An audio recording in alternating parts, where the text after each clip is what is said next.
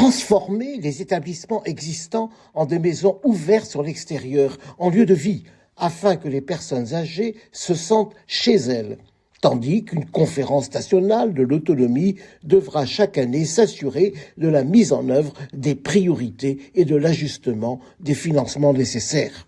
À quelques semaines de l'abandon sine die du plan Grand Âge, la décision gouvernementale d'apposer un label destiné à remplacer progressivement le nom des EHPAD sonne comme un renoncement à une vision stratégique du vieillissement de la population, présentée pourtant comme un défi démographique au profit d'un enlisement tactique. Au lieu d'un débat embrassant la place des personnes âgées dans la société, la prise de conscience du coût de la solidarité mise en balance avec ce que la population vieillissante rapporte à la société, les termes utilisés montrent une décentration inattendue, résumant et réduisant la problématique du grand âge à l'appellation des structures actuelles d'hébergement, tandis que l'évaluation des coûts et des bénéfices liés à la population vieillissante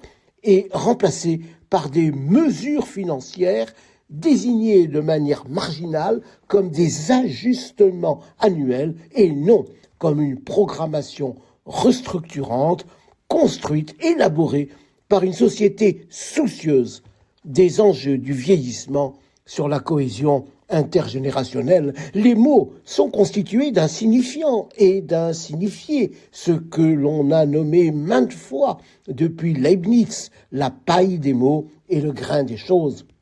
Le label doit exprimer une réalité qui le précède, une réalité en acte et non pas en puissance. En bref, le label ne peut pas désigner ce qui n'est pas encore précisément défini, au risque de sonner creux et d'apparaître comme un outil de communication. On veut en outre assigner à ce label, en cours de définition, une dimension performative, celle de transformer les établissements existants en lieux de vie. N'est-ce pas déjà ce qu'ils sont déjà, ce qu'ils aspirent à être, et que veut dire afin que les personnes âgées se sentent chez elles? Est-il raisonnable de revenir sans cesse sur des concepts incantatoires, car les EHPAD sont certes d'abord des lieux de vie, mais ils sont aussi des lieux de soins.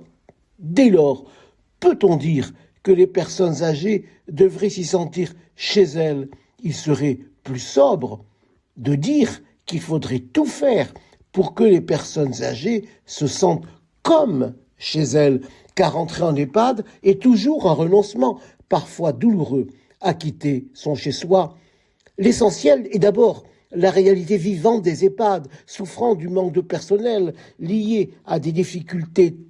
chroniques de recrutement, ce qui aggrave les conditions de travail à tel point que les personnels eux-mêmes estiment ne pas pouvoir faire un travail de qualité auprès des résidents.